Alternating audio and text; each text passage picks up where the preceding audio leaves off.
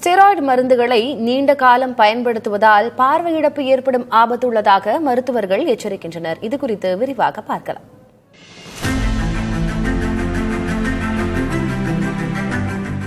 இந்தியாவில் மருத்துவரின் ஆலோசனையின்றி பரவலாக பயன்படுத்தப்படும் ஸ்டீராய்டு மருந்துகள் செகண்டரி கிளக்கோமா எனப்படும் இரண்டாம் நிலை கண் அழுத்த நோய் வருவதற்கு முக்கிய காரணமாக அமைகிறது என்று மருத்துவ நிபுணர்கள் எச்சரித்துள்ளனர்.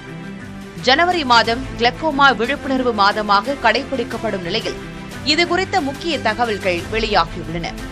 ஒவ்வாமை, தோல் வியாதிகள் மற்றும் சுவாச பிரச்சினைகளுக்கு பயன்படுத்தப்படும் ஸ்டீராய்டுகள் நீண்ட காலத்திற்கு பயன்படுத்தப்படும் போது கண்ணின் உள் அழுத்தம் அதிகரிப்பதாக மருத்துவர்கள் கூறுகின்றனர்.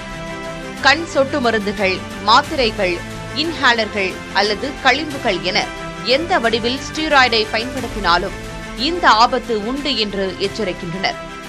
வேறு ஒரு மருத்துவ பிரச்சினைக்காக எடுத்துக்கொள்ளும் மருந்துகளின் பக்க விளைவாகவோ அல்லது வேறு ஒரு நோயின் தொடர்ச்சியாகவோ ஏற்படுவதே இரண்டாம் நிலை கண் அழுத்த நோய் எனப்படுகிறது.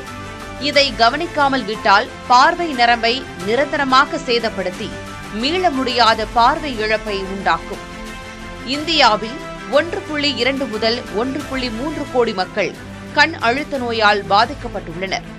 இந்நோயின் ஆரம்ப கட்டத்தில் வலி இருக்காது, மைய பார்வை நன்றாகவே இருக்கும். இதனால் நோயாளிகள் தங்களுக்கு பாதிப்பு இல்லை என்று தவறாக எண்ணுகின்றனர். ஆனால் பார்வை நரம்புகள் அமைதியாக சேதமடைந்து கொண்டே இருக்கும். அறிகுறிகள் தெரிய வரும்போது பாதிப்பு முற்றிய நிலையை அடைந்திருக்கும் என்று மருத்துவர்கள் எச்சரிக்கின்றனர்.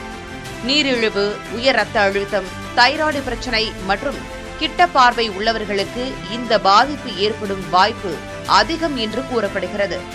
முறையான மருத்துவர் பரிந்துரையின்றி ஸ்டீராய்டுகளை பயன்படுத்தக்கூடாது. நீண்ட நாட்களாக ஸ்டீராய்டு மருந்துகளை பயன்படுத்துபவர்கள் கட்டாயம் முறையான கண் பரிசோதனை செய்து கொள்ள வேண்டும் என்று மருத்துவர்கள் வலியுறுத்துகின்றனர். இரண்டாம் நிலை கண் அழுத்த நோயை ஆரம்பத்திலேயே கண்டறிந்தால் மட்டுமே பார்வை இழப்பை தடுக்க முடியும் என்று அவர்கள் கூறுகின்றனர்.